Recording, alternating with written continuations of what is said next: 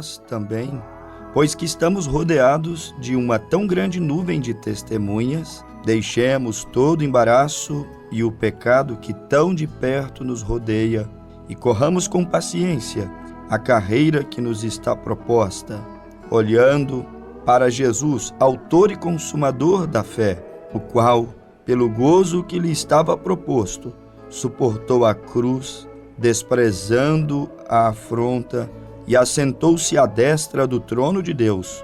Considerai, pois, aquele que suportou tais contradições dos pecadores contra si mesmo, para que não enfraqueçais, desfalecendo em vossos ânimos.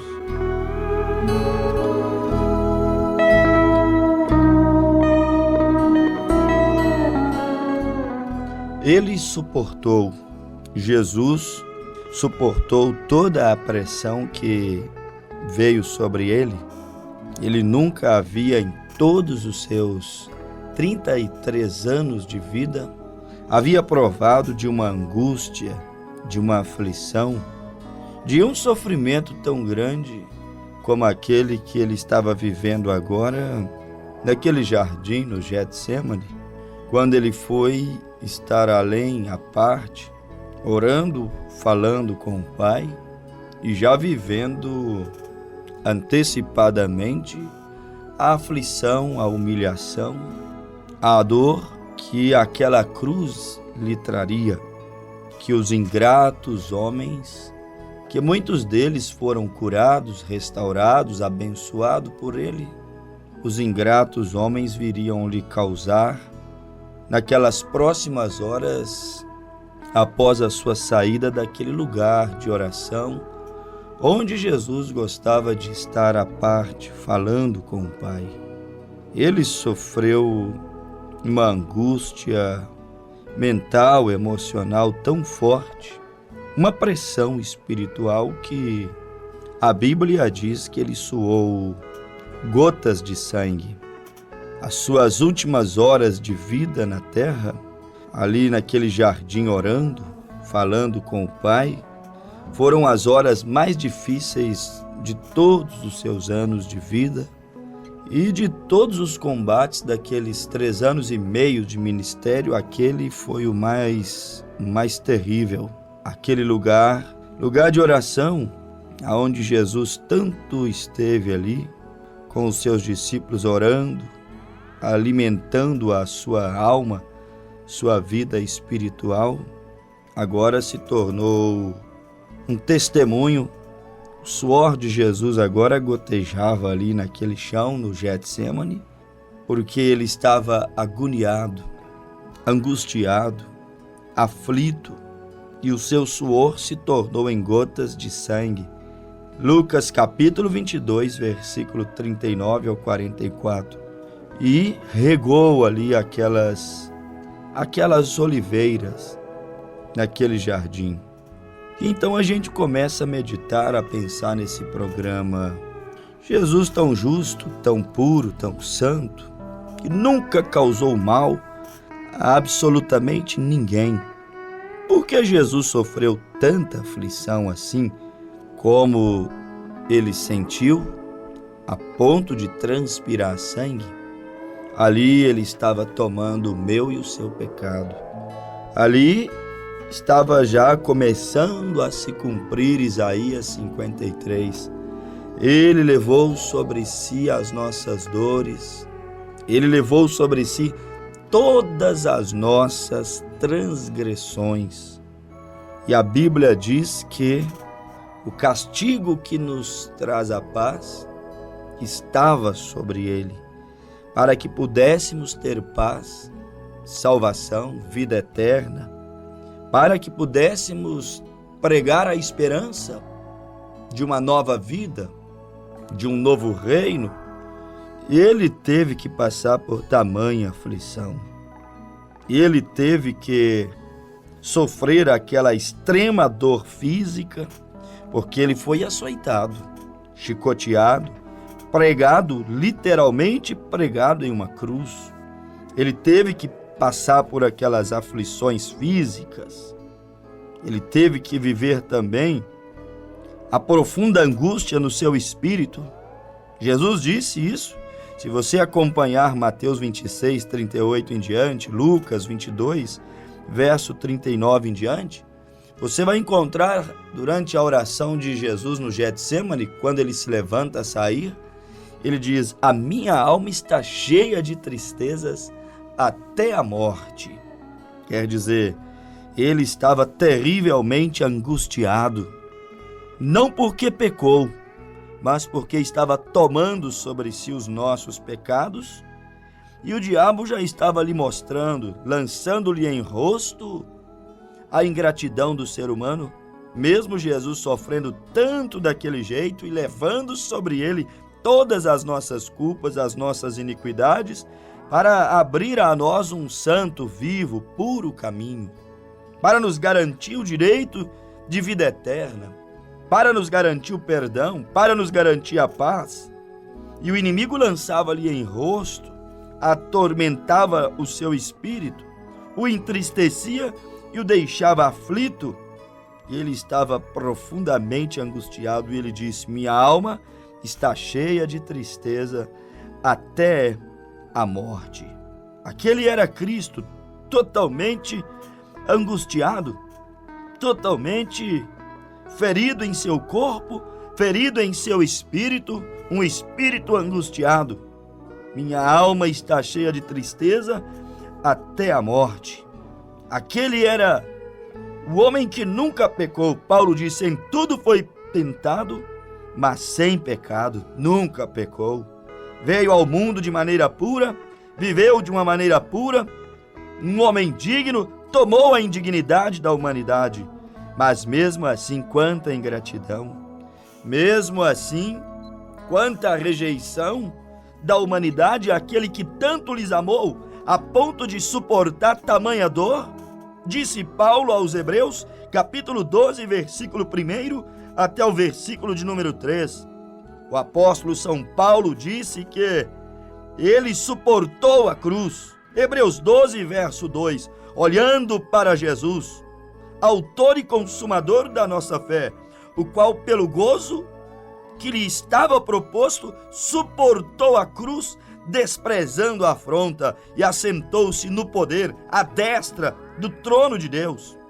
Paulo disse que ele, mesmo sendo angustiado, atribulado, ferido em seu corpo, em suas emoções, ele teve gozo, porque ele sabia já antecipadamente que o seu sacrifício, o seu trabalho, seu esforço, o flagelo que estava recaindo sobre ele não seria um flagelo em vão. Ele sabia que aquele grão de trigo iria cair na terra e iria produzir 30, 60, 90. Se o grão de trigo cair na terra e não morrer, fica só. Mas se ele for afrontado, açoitado, ferido, se ele morrer, ele dará muitos frutos. Foi o que Jesus disse aos gregos em São João capítulo 12, versículo de número 20. E Paulo disse: agora nós que dizemos ser cristãos, devemos olhar para ele. Ele é o autor e consumador da nossa fé. Devemos tomá-lo como exemplo. Ele suportou a cruz, desprezou a afronta, e tudo isso por amar você, por amar a mim, para que hoje, agora mesmo, durante esse programa, um pobre pecador pudesse olhar para o seu trono de graça e dizer para ele: Deus, eu preciso de uma libertação. Ele passou por tudo que passou, suportou a afronta, a humilhação, suportou a criatura, humilhar, pisar e torturar o Criador. O maior se subordinou aos menores. Ele suportou tudo aquilo para que o homem bêbado pudesse dizer: Deus, eu tenho bebido e eu gostaria de parar de beber. Ajuda-me a alcançar a minha libertação. Deus, eu tenho me drogado e eu preciso muito largar a mão, lançar fora do meu corpo, da minha casa, as drogas. Tem destruído a minha família, o meu casamento. Isso pode ser a minha total ruína. Tenha misericórdia de mim. Você, meu amigo pecador, que se sente indigno, como se Deus não pudesse te ouvir pelo teu muito pecar. Todo sofrimento, toda afronta, tudo que ele suportou, foi para que você pudesse, em sinceridade, chegar diante dele em oração. E ele então está com os ouvidos abertos para poder te revelar a verdade, para poder te guiar ao batismo do Espírito Santo, que é a única força, o único poder realmente transformador. Ele suportou todas as aflições que viveu, simplesmente porque ele estava desejoso de um dia poder ver a raça humana reconciliada com o Pai, com a vida eterna, simplesmente porque ele estava desejoso de ver o marido reconciliado com a mulher, pais e filhos, porque ele gostaria de ver as coisas voltarem ao princípio, ao Éden, antes do pecado, quando havia paz, harmonia, quando não havia morte, criminalidade, vícios, quando havia apenas vida eterna, apenas a vida, a harmonia, a saúde, o amor, apenas isto reinava. O sacrifício de Deus foi para lhe dar direito a adquirir, alcançar aquilo que Adão perdeu. E isso foi que ajudou a Jesus perseverar. Ele sabia e sabe que aquele reino restaurado um dia vai voltar. Não voltará com esforços políticos, não voltará com homens bem-intencionados. Aquele reino voltará, mas voltará unicamente pelo fruto do Calvário. Deus veio ao mundo e entregou a sua vida por nós homens, para que um dia pudéssemos sermos reconciliados com Ele. Ele vendo isto, voltando já previamente, ele sabendo que a palavra que sai de Deus não volta vazia, mas cumpre o resultado, o propósito pelo qual é enviada. Jesus sabia que o seu sacrifício não foi em vão. Ele sabia que muitos o aceitariam. Ele sabia que alguém iria obter a revelação de que o nome do Pai, do Filho e do Espírito Santo é Senhor Jesus Cristo. Ele já sabia que muitos acordariam e descobririam que sem Ele é impossível vencer, é impossível viver. Ele mesmo disse: sem mim nada podeis fazer. Ele, sabendo do futuro das coisas, porque Deus é presciente, conhece o fim antes mesmo do princípio. Ele sabendo disto, ele sendo presciente, ele sabendo quantos fios de cabelo há em nossa cabeça, ele sabendo que o seu sacrifício produziria resultados ao longo dos milênios, das eras, como já tem se passado mais de 2000 anos de sua morte, sepultamento e ressurreição, ele sabendo que toda aquela dor, angústia, tristeza, suor transformado em sangue, cravos em seus pés e suas mãos, chicotadas, afrontas, salvou os outros e não salva a ti mesmo, desce da cruz, creremos em ti. Ele sabendo que o seu sacrifício não fora em vão, então ele perseverou, manteve-se íntegro, apesar de tantas humilhações, tantas decepções e sofrimentos que ele enfrentou, apesar de ter tomado um fardo pesado sobre as suas costas, ele ainda assim perseverou, ele ainda assim suportou. Paulo escreveu aos Hebreus 12, versículo 2, suportou a cruz. Suportar a cruz não é só suportar o momento do sacrifício. A cruz era sinônimo de vergonha, suportou vergonha, rejeição, ingratidão, o fardo pesado que ele tomou sobre os seus ombros. Não só o fardo de um só homem, mas o fardo da humanidade. Deus tomou sobre os seus ombros os nossos fardos de pecado. Não tem por que você andar arrastando, não há por que você andar deprimido e angustiado, não há por que você ser um escravo dos vícios, um escravo das drogas, um escravo do mundo que tem destruído tua vida, família, teu corpo e quer assassinar a tua alma, levá-la à perdição, ao Hades. Não tem por que você carregar um fardo tão pesado, tão esmagador como que tens carregado. Cristo tomou o teu fardo. Como conta aquele homem que há muitos anos atrás estava com um probleminha em sua igreja, mas mesmo assim ele ia à igreja.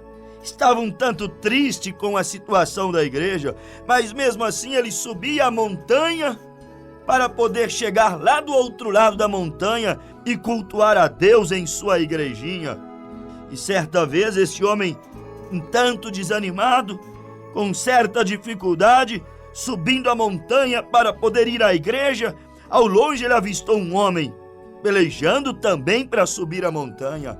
E aquele homem arrastava um fardo imenso em suas costas, e aquele saco imenso, aquele fardo imenso, arrastava nos chãos, preso pelas pontas nos ombros daquele homem, e aquele homem ficou em dificuldade. Condoeu-se em seu coração de um homem tentando subir a montanha com um fardo tão grande nas costas. E ele se aproximou e disse assim: "Ei, senhor, você quer que eu te ajude?" E aquele senhor respondeu: "Não posso. Este fardo eu tenho que carregar sozinho." E ele disse: "Mal lhe pergunte, estou vendo tanto sofrimento para subir a montanha com um fardo tão grande como este. O que há dentro deste fardo, em tuas costas?" E ele disse: "Isso são pecados." E aquele homem ficou admirado, porque era um fardo muito grande. E ele perguntou mais uma vez: "Mas são tantos? Devem ser os pecados do mundo inteiro, não?" E aquele homem com um fardo gigantesco nas costas disse assim: "Não são os pecados da humanidade aqui hoje. Estes são apenas os teus pecados." E aquele homem caiu de joelho, entendeu aquela visão, e ele viu quanto de pecado ele tinha. E então ele descobriu que ele só conseguia subir a montanha, só conseguia ir à sua igreja, mesmo com dificuldades e tantos problemas e lutas. Ele descobriu que ele só conseguia servir a Deus. Ele descobriu que ele só tinha forças para caminhar, mesmo em tempos de turbulência, de crises e desespero. Ele descobriu que ele só tinha forças para escalar dia após dia aquela montanha, para lá e para cá, porque alguém estava carregando o seu fardo. Eu quero te dizer, meu amado ouvinte, que alguém está carregando o teu fardo, e este alguém não é o teu marido, não é a tua esposa, não é a tua igreja, é Cristo que está carregando o teu fardo. A Bíblia Sagrada diz em Mateus 11:28, "Tomai sobre vós o meu jugo, tomai o meu fardo, porque o meu fardo é leve, meu jugo é suave." Ele está carregando o teu fardo pesado e quer que você tome o fardo leve, que é a sua palavra, o fardo leve, que é os seus mandamentos. Sua palavra não é um fardo pesado, sua palavra é um fardo leve. Jesus suportou a cruz, suportou humilhação, suportou vergonha, suportou sofrimentos por amor a nós. Ele suportou tudo o que passou por amor à tua, à minha alma. Terríveis provações sobreveio sobre ele, simplesmente para que nós hoje pudéssemos tomar o seu fardo, tomar a sua palavra. Ele suportou tanto por nós, e nós não queremos suportar absolutamente nada por ele. Ele suportou por nós tantas agrulhas, tanto sofrimento, tantas dores. E às vezes, quando sobrevém a nós algumas ondas e tribulações e dificuldades, nós já perdemos a estribeira, perdemos o rumo das coisas. Este homem já quer ir embora de casa, esta mulher já quer deixar o seu lar, estes filhos já querem se rebeliar contra a família, contra Deus, contra a igreja. Tu não podes nem sequer suportar um décimo daquilo que Cristo suportou. Pequenas lutas nos sobrevêm e já ficamos sem entender quando Cristo tanto suportou para que hoje nós tivéssemos tão grande salvação, para que hoje nós pudéssemos ter a garantia de salvação, ter a garantia de vida eterna, ter um apoio, ter um lugar para nos abrigar, um lugar para nos escondermos. Você tem que saber disto. Muitas vezes Deus autoriza, permite o inimigo nos fazer umas visitinhas, como autorizou fazer a Jó. Jó recebeu uma visita desagradável. O inimigo foi torturá-lo, atacá-lo, Mas Jó suportou. Você pode suportar? Suporte um pouco. Em comparar o que Jó passou e em comparar muito mais ao que Cristo passou, que é a figura central desse programa, dessa meditação. Cristo, a nossa figura central, principal. O que passamos diante do que passaram ou diante do que ele passou? Ora, deveríamos passarmos com perseverança, deveríamos passarmos com gozo, mesmo que não entendemos o porquê Deus às vezes nos permite passarmos algumas provas, porque às vezes Ele permite seus Sadraques, Mesaques e Abednegos irem à fornalha, permite os seus Daniéis entrarem na cova, seus Paulos serem decapitados, seus João Batistas serem decapitados, às vezes Ele permite os seus Tiago serem mortos ao fio da espada, seus ilustres santos, como disse o salmista, irem às fogueiras, às arenas e às torturas. Às vezes Deus permite, e tudo isso ainda é nada diante do seu grande amor, é nada diante da tão grande vida eterna que Ele nos tem reservado.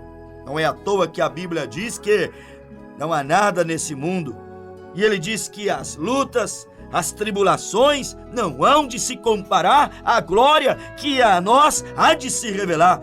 Romanos 8, versículo 18. O apóstolo São Paulo nos diz que não existe nada a ser comparado com a glória que a nós há de se revelar. Suporte, não importe quantas lutas, quantas tribulações, suporte. Deus suportou muito mais. Suporte. Os santos da Bíblia suportaram terríveis, árduas batalhas. Você precisa entender que Deus é soberano. Ele faz o que quer, age quando quer, responde quando quer. Descansa, meu caro ouvinte, em Deus e suporte mais um pouco. Ele suportou a cruz. Suporte, como Abraão suportou 25 anos de ridicularização, como Israel suportou muitos e muitos anos de peregrinação, até a semente predestinada entrar na terra prometida. Suporte, não importa o quanto o mar se levante revolto, o quanto as tribulações venham para poder nos assolar. Suporte, porque se você se precipita, não suporta, age de maneira equivocada, que não seja segundo a palavra, a vontade de Deus, só trará problemas. Quando Sara não soube esperar, não suportou mais as críticas daqueles que via Abraão testificar, dizendo que Deus lhe apareceu, Deus lhe visitou, Deus lhe prometeu. Quando eles não souberam esperar mais, ou ela não soube, Sara teve uma ideia para tentar ajudar a Deus, somente problemas. Gerou uma Agar, gerou um Ismael, gerou ciúmes, gerou contenda, gerou invejas, gerou brigas, gerou dores, choros, separações, sofrimento e mais sofrimento. Suporte, não ponha o dedo onde é para Deus mexer. Deixe Deus mexer naquilo que Ele tem que mexer. Deixe Deus fazer aquilo que Ele prometeu fazer. Ele prometeu, é certo que Ele cumprirá. Simplesmente suporte. Suporte crendo, suporte glorificando, suporte confiando em sua palavra. Faça como aquela Virgem Maria, em Lucas 1, 26 ao 41. Ela suportou. Deus disse que ela conceberia e daria à luz a um filho. Ninguém acreditou. Ela foi ridicularizada, chamada de adúltera, quase que apedrejada, mas ela suportou firme, dizendo: foi o Senhor, essa mensagem é do Senhor, essa promessa é do Senhor, eu vou suportar o escárnio, eu vou carregar sobre mim o vitupério. E ela suportou, não deu muita explicação, não deu detalhes, seguiu apenas crendo. Se não der para explicar, siga crendo. Se não der para detalhar, siga crendo, Abraão de Deus. Siga crendo, Sadraque, Mesaque, Abednego. Siga crendo, Abraão de Deus. Siga, vá crendo. Se não der para dar detalhes e explicações, todavia, mantenha a tua confissão de fé. Suporte um pouco mais, porque Cristo breve virá, breve pleiteará a tua causa, te trará resposta. Esqueçamos das lutas, tribulações, assolações e confiemos mais na promessa de que há um Deus que tem assistido seus santos sobre essa terra, há um Deus que não está com seus ouvidos tampados para que não possa ouvir a nossa oração. Suporte, creia de todo o teu coração que o Espírito Santo de Deus enviará virtude sobre a tua vida, virtude sobre a tua alma, sobre a tua casa, como enviou sobre Maria, para te fazer suportar esse mundo mau, pecaminoso, suportar o desejo forte desta carne jovem. Deus te dará virtude para suportar as ofertas que o mundo e que Satanás lhe envia. Creia na palavra, confie nas promessas, entrega teu caminho ao Senhor Todo-Poderoso. O Deus que livrou Israel do Egito pode também te livrar desta era má, desses dias tenebrosos, escuros, de trevas espirituais. Põe tua casa, põe tua família, põe teu casamento, põe tua alma nas mãos de Deus, e Ele é quem te abençoará, em nome de Jesus Cristo. Amém, Senhor.